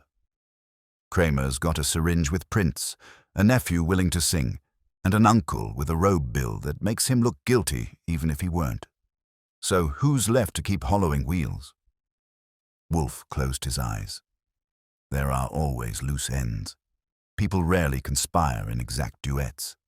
If Shaw enlisted his nephew and his manager, others may have seen, heard, or aided. We must now discern whether this is a remnant acting alone or an echo sent by the instigator. Meaning one of the ones who walked out of here free, I said. He inclined his head. Yes. Miss Pike, humiliated. Mr. Vass, vain. Miss Corjan, silent but watchful. One of them may yet find satisfaction in prolonging ruin. By noon I was back on 72nd. Ottilie looked worse than the day she came to us, though she tried to stand as straight. She led me into the shop. The glass was intact, the lock unmarked. But the 3 wheels on the tray had been neatly slit and gutted, the shells left stacked like mocking crowns. The cases otherwise were undisturbed. Inside job, I said. Somebody with a key, or somebody who's been here often enough to know how to dance with a lock. She nodded grimly. Only 4 people have keys. Myself, Lenore, Marco, and Celia. Kelvin never had one. That was enough to make me frown. And you're sure nothing else was touched? She gestured helplessly. I checked. Not the till, not the flour, not the accounts. Only the wheels. Always the wheels. I called Saul. He arrived half an hour later, did a circuit of the shop without a word, and then joined me at the back. Lock's not forced, he said. Key used, or duplicate. Whoever it was knew to avoid the cash drawer. It was message, not theft. He sniffed at one of the gutted shells. Fresh? Done last night, maybe between 3 and 5. Street was quiet then. I left him there to keep watch and went back to report. Wolfe listened without moving, then opened his eyes and said, Summon them again. All 3, and not tomorrow. Tonight. I will have this echo stilled. So at 7, the brownstone doors opened again. Ottilie came with them, though her eyes carried exhaustion instead of hope. Marco was sullen, Celia pale, and Lenore stiff with a bitterness that hadn't cooled. Wolfe regarded them as though they were already seated in pews at a sermon he had written. This case, he began, was resolved. Or so I believed, but the act repeated. 3 wheels hollowed in the night. Not theft, not profit. Mockery. That suggests one of you who still walks free. I cut in, my role clear. Only 4 people have keys. Ottilie has hers. That leaves the 3 of you. If somebody wanted to send a message, last night was their chance. Marco leaned forward, eyes flashing. You think I did it? I make those wheels. They are my work, my art. Why would I destroy them? Because you like applause, I said. Because without scandal, nobody says your name. You could have decided if the world was going to look, it might as well look at your handiwork. He flushed, but his protest lacked teeth. I turned to Lenore. And you, after being called out for your knots, maybe you wanted to show us you could still pull the strings. You had the key. You know the counter better than anyone. Her lips pressed thin. If I wanted revenge, Mr. Goodwin, I'd choose something that left no doubt. Not more of the same. That left Celia. She sat quiet, hands folded. When I fixed my eyes on her, she looked down. I wouldn't, she said softly. Wouldn't or couldn't, I asked. Her voice barely carried. Wouldn't. I only want peace. Wolfe's gaze traveled across them, heavy, unyielding. Each of you speaks, but words are chaff. What matters is pattern. Mr. Vass thrives on attention. Miss Pike thrives on precision. Miss Corjan thrives on silence. This crime is done in secret, with precision, leaving only mockery behind. Which temperament does that echo? The silence pressed. Marco muttered again. Lenore glared. Celia's eyes stayed downcast. Then Wolfe opened his eyes fully and spoke with finality. "Miss Pike, you tied the knots. You loosened them. You obeyed Shaw, yes, but you also savored the control. You handled the bags, the boxes, the cash. You had the key, and when Shaw was taken, you were left humiliated. So you returned, alone, to prove you still held the power to hollow. That is why the cases were untouched, the shells left in place. It was not sabotage now. It was pride." Lenore's chair scraped as she stood, trembling. "That is not true. She broke off, eyes darting. Then her hands balled into fists. "I gave my life to that counter, every box perfect, every knot exact. And when you humiliated me, when you made me out a fool, I had nothing left. So yes, I went back. I wanted her to know she would never trust a box again. I wanted her to feel what I felt." Ottilie gasped, half rising from her chair. Celia covered her mouth with her hands. Marco sat back, muttering curses in Italian. Wolfe closed his eyes. "You confirm it. That suffices." I stepped forward. "Lenore Pike, that means you get to come downtown with me and Inspector Kramer. He'll be glad to hear the echo was yours." She sagged into her chair again, as if the confession had drained her spine. "Do what you will," she said dully. "I don't care anymore." Ottilie's face crumpled, but Wolfe's voice cut through, calm and final. "You will care when the law names your act. It is no longer sabotage for profit. It is desecration for spite. The law is fond of spite. It punishes it without hesitation." I took Lenore to Kramer myself that night. He didn't thank me, but he didn't need to. The satisfaction was in the set of his jaw when she repeated her admission under questioning. He promised charges enough to end her days behind any counter. When I got back, Wolfe was in his chair, bare half gone, eyes shut. "It is done now," he said when I entered. "The hollow has been filled, not with cream but with consequence." "Funny kind of consequence," I said. "Pastry shells, confessions, family politics, all over a wheel of shoe." He opened his eyes just enough to pin me. "Not shoe. Trust. Every hollow center is a betrayal, and every betrayal leaves a mark." He shut his eyes again, and the house settled into silence, the kind that comes when justice, of Wolfe's variety, has been served. The day after Lenore's confession, the brownstone felt like a room after a storm. Everything in place, air scrubbed, the furniture pretending it hadn't rattled. Fritz made an omelette that would have negotiated a peace treaty, and Wolfe ate it with the contentment of a man who had put a thorn in the correct crown. By 10, the phone started its parade. Kramer first, then Saul, then Ottilie, and I played switchboard with the elegance of a cat crossing a mantelpiece full of porcelain. Kramer's call was brisk. Kelvin had folded for real under counsel's tutelage.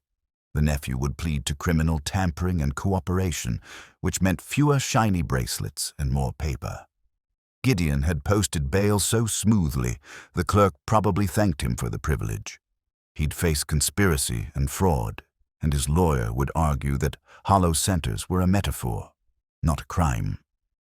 Kramer's tone suggested the DA preferred metaphors with fingerprints.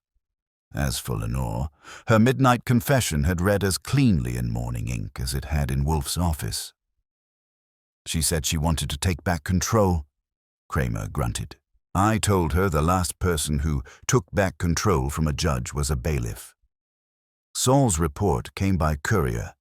Times, places, faces, the syringe's path, and a sketch of the alley door that would have embarrassed a locksmith. He added a note in his tidy hand.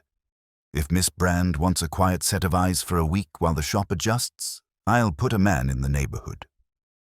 Your call. No flourish, no fee mentioned. Saul collects gratitude by not collecting it.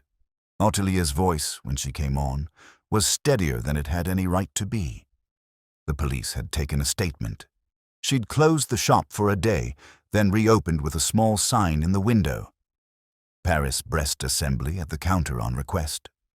No rhetoric, no manifesto, just a simple invitation to watch the center being born. "I won't do flyers," she said, as if daring me to argue, "but I will do the work in the light." "That's the right show," I told her. "And if you want a familiar face leaning on the doorframe for a week, I know a man who can look like wallpaper and a warning at the same time." "I'd be grateful," she said, and meant it. By afternoon, the brownstone had resumed its routines. Orchid hour, beer at 4. I was jotting the last of my notes when the bell rang with a confidence that announced Lily Rowan, and sure enough, she flowed in with sunlight and opinions attached. She took one look at Wolfe and planted herself on the edge of a chair, like a queen testing a throne. "So," she said, "I bought a wheel today because I am a moral citizen." They assembled it while I watched, like a baptism. I am proud to report that the center was as it should be, and if any man ever treats me the way those people treated that pastry, I'll call Fritz and ask him to sharpen a knife. Wolfe's lip twitched, which for him is a standing ovation. "Miss Rowan," he said, "your appetite lends gravity to the moral order." "Tell that to my dressmaker," she replied and winked at me. I also left a scandalous tip. "Does Miss Brand accept bribes for bravery?" "She accepts truth for dessert," Wolfe said. "That should suffice." She blew me a kiss and glided out, leaving a trace of expensive laughter in the hall that Fritz will claim clings to the curtains, though he secretly enjoys it. Toward evening, with the light lying long across the rug, I brought out the 2 hollow boxes we'd kept, a habit of mine that drives Wolfe to theatrical groans. He doesn't like detritus on his desk unless it's the detritus he asked for. I set them in the corner and said, "Souvenirs, for the Museum of Human Nature." He opened one eye. "The only museum I curate is that cabinet," he said, indicating with his chin the drawers where he keeps notes, cuttings, letters, and the occasional ruin under a paperclip. "And I do not display exhibits. I hide them properly." "Consider it a traveling show," I said, and put them away before he made a sound that could curdle cream. We might have left it there, but the city likes coders. The next morning I walked up to 72nd on an errand that started as curiosity and turned into appetite. The bell chimed when I went in. The case gleamed, and the first thing I saw was Celia behind the counter, hair tidied back, hands steady, tying a square knot like a small prayer. Ottilie was at the coffee machine, sleeves rolled, looking 10 years older and 10 pounds lighter, which is not the exchange you want, but sometimes the only one you get. Marco was visible through the kitchen window, piping rosettes with a concentration that excluded the world. He didn't look toward the sales floor even once. 2 ladies watched a wheel get assembled like a sunrise. Celia split the ring, spooned cream with even strokes, set the crown, dusted with the Austrian sugar that settles like a benediction, and tied the box with a knot that would have satisfied a sailor. When she slid it across, the older of the 2 customers said, "Thank you, dear," in the tone people use when they mean, "I'm learning to trust again." I leaned on the counter until Ottilie noticed me. She came over, smiled without forcing it, and said, "Mr. Goodwin." "Checking the center," I said. She nodded toward the door. "The sign helps. Not all want to watch, but enough do. It's—" She groped for the word and found it where most good bakers find words. "It's clean. Good. I bought a wheel, because I'm not the kind of man who can talk about morality on an empty stomach, and I watched Celia tie it with the same square knot. No butchers, no flourish. She slid it across and said, "May I?" which turned out to mean she wanted to stamp the inner flap with a small red dot. "So the crown always aligns," she explained softly. "We started yesterday." A small safeguard, neat as her piping. I left with a box that had nothing to prove. Outside, Saul was across the street pretending to notice a clock repair shop. He didn't tip his cap.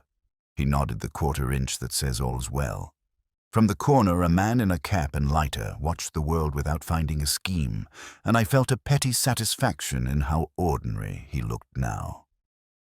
Back at the brownstone, I put the wheel on Wolfe's desk, told him about the stamp and the knot and the posture of customers when they leave. He listened, and when I finished, he said, "Yes. Sometimes he gives you a paragraph. Sometimes he gives you a syllable with paragraphs inside it." We had an interlude with Kramer that afternoon, because the man cannot stand the idea that a case ends without his boot prints on it. He reported that Gideon's counsel had filed motions with more complications than a wedding cake. The DA would swat some and chew others. Kelvin had secured a job in another borough moving boxes that did not contain cream. He'd be watched. Lenore had been arraigned, looking like precision personified. She would fight, then fold, then find out what a counter looks like from the public side. "If I have to read one more statement about feelings," Kramer growled, "I'll switch to arson."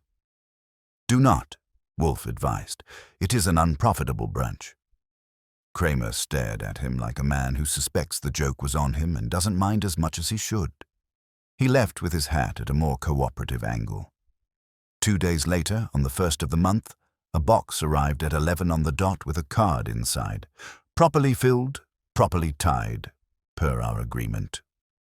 Fritz brought it in on a tray the way you bring news to a king. Wolfe read the card, permitted the ghost of a smile, and said, "We will open it after lunch." I managed to hang on until 1. It was as advertised. Fritz cut us slices so exact you would have thought geometry had been invented for this purpose. The cream had that smug, perfect consistency that makes you forgive a lot about civilization. Wolfe ate his in 3 measured bites, wiped a crumb with the edge of his fork, and set the plate aside with the restraint of a saint. I finished mine as if the DA might issue a warrant. When we were done, Wolfe leaned back and closed his eyes. "Archie," he said, "there is a category of crime that exists only because men enjoy the sensation of control. They do not need the profit, they need the proof. They like the lever, not the lifted weight. They are the thieves of centers. If one sees that impulse in pastry, one should not doubt it in finance or law or marriage." "You want me to put that on the office stationery?" I asked. "No," he said. "I want you to remember it the next time someone asks us to explain why a small act matters." I said I would and meant it. He stayed quiet a long while after that, the way he does when he's finished conducting for the day. The brownstone settled. Outside, a delivery truck argued with a taxi in the dialect of horns, and somewhere down the block, a dog announced his philosophical opposition to another dog. Inside, the clock ticked above the mantel, and Fritz began the preliminary opera that turns into dinner. I shifted the new empty plate to the edge of the desk and stacked the day's mail by his right hand, and sat back, feeling that rarest of metropolitan gifts. A pause. "That list you mentioned," I said finally, "for the next supplicant who forgets that justice can be sweet. You want me to start it?" "Yes," he said without opening his eyes. "Begin with one name." "Whose?" "Humanity," he said, and let the room have its silence back. A week later, on a humid evening that made the city smell like a bakery left open too long, I passed Brand's again. The sign about assembly was still in the window, and inside 2 kids stared at a wheel as if watching a magician reveal his secret and finding it was simply a steady hand and honest cream. Celia tied her square knot, the red dot lined with a crown. The bell chimed 3 times in 5 minutes, a small, stubborn vote. I walked on with the contentment of a man who has seen a center restored without a sermon, and when I got back, Wolfe took the facts, arranged them in his cabinet by whatever system he's never told me, and approved dinner. The case of the Hollow Center didn't end with applause or an orchestra swell. It ended the way a lot of decent things do, with work observed, a wrong named, and an agreement kept. The world didn't turn honest because we proved a point about pastry, But for a while on 72nd Street, people watched their dessert assembled and remembered that trust is a thing you can measure with your eyes and taste with your mouth. Back at the brownstone, we ate, we filed. We listened to a city that forgets and remembers by turns, and we kept our place ready for the next knock on the door. The last wheel from Brand's arrived on the 15th, tied with its neat square knot and stamped red dot. Fritz carried it in with the same solemnity he usually saves for a burgundy, and Wolfe received it like tribute. He waited until after dinner to slice it, and the cream inside was so flawless it might have been poured straight from vindication. He ate in silence, eyes half closed, the weight of weeks behind him and the satisfaction of order restored. The newspapers had done their work. Shaw's name was dragged through columns that had once praised his investments. Kelvin was reduced to a cautionary line about nephews who take envelopes they cannot spend. Lenore's face appeared once, caught leaving court, jaw tight, eyes down. Marco, freed from suspicion, found his fame after all, an interview about artistry under duress that left him insufferable but intact. Celia, quiet and steady, now tied every box with a knot so uniform it might have been printed. Ottilie stood at her counter with her veil put away, her smile measured but real, and her business reborn in the plain light of trust. Kramer came once more to the brownstone, not to argue, but to confirm. The syringe had given up its prints, the rag its scent, the bags their powder, and the testimony its weight. "We've got them where it counts," he said, planting his cigar like a flag. "Strangest case I've ever put on the books, but it'll hold. You win again, Wolfe." "I win nothing," Wolfe corrected. "Miss Brand regains her shop. The city regains a standard. That's all." Kramer grunted his agreement and left. Afterward, the house returned to its rhythm. Beer at 4, orchids upstairs, Fritz's steady orchestra in the kitchen, and me at my desk with the phone at my elbow, waiting for the next summons the world would deliver. But there was a difference in the quiet. The brownstone had been tested, disturbed, invaded by the echo of an emptiness designed to shame. Wolfe had answered it with the only tools he trusted: patience, logic, and the immovable demand for order. I asked him once, when the evening was deep and the city outside had gone back to its noise, why he had cared so much about a hollow pastry when murder cases sat waiting on other desks. He opened his eyes, just enough to pin me. "Because, Archie," he said, "fraud is a contagion. To hollow the center of a thing and present it as whole is to practice deceit in miniature. A man who will cheat the mouth will cheat the mind. A man who will empty cream will empty coffers. And if unchecked, he will empty lives. I have no tolerance for any of it." He closed his eyes again, signaling the sermon was over. I let the silence return, hearing only the clock, the city, and the faint sounds of Fritz preparing tomorrow's order of trout. And that was the end of it. No gunfire, no chase, no corpse, just a circle restored to fullness and a truth exposed. At the brownstone, justice didn't always come with headlines. Sometimes it came tied in red twine, dusted with sugar, and placed on a desk where one man could look at it, nod once, and declare the world tolerable again. Tolerable again, tolerable again, tolerable again, tolerable again, tolerable again, tolerable again, tolerable again, tolerable again, tolerable again, tolerable again, tolerable again.